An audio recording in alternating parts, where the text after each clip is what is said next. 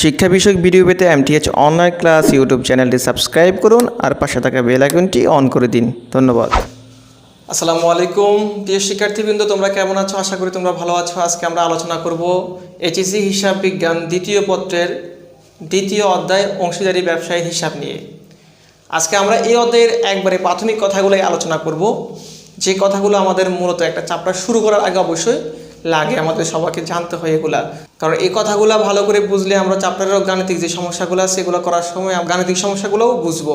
তো প্রথমে দেখো, আমরা এখানে বোর্ডে কিছু লিখছি। বোর্ডে আমরা লিখছি হচ্ছে অংশীদারি ব্যবসা কাকে বলে। প্রিয় শিক্ষার্থীবৃন্দ, অংশীদারি ব্যবসা কাকে বলে এটা প্রথমে আমরা বুঝবো যে মুনাফা অর্জনের উদ্দেশ্যে দুই বা ততোধিক ব্যক্তি স্বেচ্ছায় মিলিত হয়ে চুক্তির মাধ্যমে বৈধ পন্থায় যে ব্যবসা কারবার প্রতিষ্ঠা করে বা গড়ে তুলে তাকে আমরা অংশীদারি ব্যবসা বলি। আবার বলি আমি, মুনাফা অর্জনের উদ্দেশ্যে দুই বা ততোধিক ব্যক্তি স্বেচ্ছায় মিলিত হয়ে চুক্তির মাধ্যমে যে বৈধ ব্যবসা প্রতিষ্ঠান গড়ে তোলে তাকে আমরা অংশীদারি ব্যবসা বলি। প্রিয় শিক্ষার্থী, আমরা এরপরে দেখতেছি অংশীদারি ব্যবসায়ের আইন ও সদস্য সংখ্যা।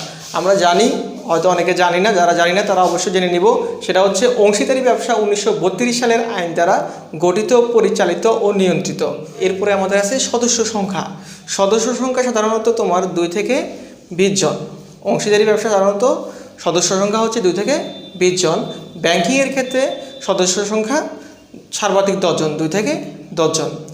এরপরে আমরা দেখতেছি অংশীদারি ব্যবসায়ের গঠন পদ্ধতি কীরকম।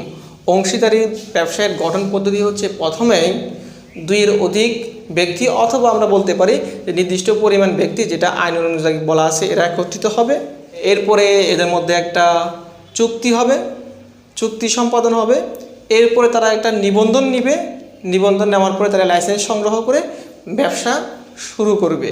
আমি আবার বলতেছি, প্রথমে 2 বা ততোধিক ব্যক্তি একত্রিত হবে, চুক্তিবদ্ধ হবে, চুক্তি করবে, চুক্তি করে এরা নিবন্ধন নিবে, নিবন্ধন নেওয়ার পরে তারা লাইসেন্স সংগ্রহ করে তাদের ব্যবসা প্রতিষ্ঠানটা শুরু করে দিবে।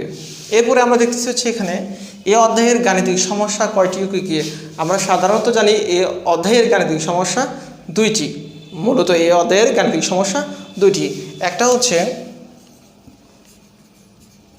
লাভ লোকসান আবন্টন হিসাব, আর 2 নাম্বার হচ্ছে অংশীদারদের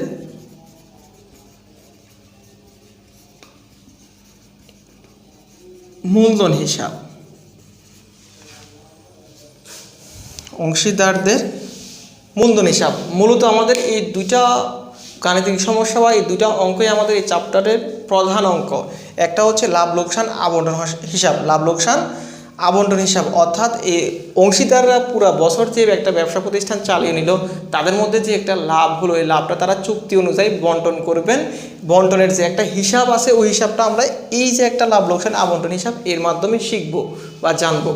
এরপর অংশীদাররা যে প্রত্যেকে যাদের যে মূলধন দিল, এই মূলধনটা এদের কিভাবে প্রতিষ্ঠানে থাকবে, এটা বাড়বে কখন, কমবে কখন, কীভাবে বাড়বে কীভাবে কমবে, দেনা পাওনাগুলো আমরা সমন্বয় করার জন্য অংশীদারি মূলধন হিসাবটা তৈরি করব। বছর শুরুতে কত মূলধন ছিল, শেষে সেটা কত হলো, সেটা আমরা এই হিসাবের মাধ্যমে জানবো বা করব। তো এখানে আরেকটা কথা বলে রাখি, আমাদের এই যে একটা 1 নম্বর সমস্যা, সেখান থেকে আমরা মাঝে মধ্যে লাভ লোকসান সমন্বয় হিসাবও করি, আবার এখান থেকে অংশীদারদের মূলধন সমন্বয় হিসাব বা চলতি হিসাব করি। তো এখানে আরেকটা কথা আমরা প্লাস করি, সেটা হচ্ছে এখানে আমাদের অংশীদারদের মূলধন হিসাবটা 2 রকমের হইতে পারে।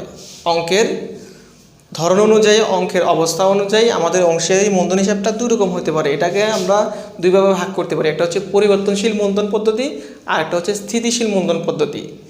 এটা এখন কখন কিভাবে বুঝবো, আমরা অঙ্ক করার সময় সেটা নিয়ে আলোচনা করবো। এটা বোঝা খুবই সহজ, প্রশ্নের কিছু ধরন আছে, সেটা দেখলে আমরা বুঝতে পারি এটা কি স্থিতিশীল মূলধন পদ্ধতি না পরিবর্তনশীল মূলধন পদ্ধতি। সেটা আমরা অঙ্ক করতে গেলে অবশ্যই বুঝবো। কিছু বিষয় আছে যেগুলো দেখলে আমরা বুঝতে পারি, সেগুলো আমরা তোমাদেরকে শিখিয়ে দেবো।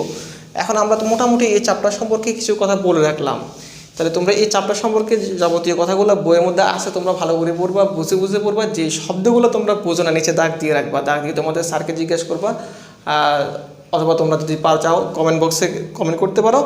আমি চেষ্টা করবো সাধ্যমতো তোমার ছোটো কোনো উত্তর থাকলে, ছোটো কোনো আনসার হলে কমেন্টে সেটা অবশ্যই দিয়ে দেওয়ার জন্য। আর যদি ছোটো আনসার না হয়, সেক্ষেত্রে আমি পরবর্তী ভিডিওতে আনসার দেওয়ার চেষ্টা করব।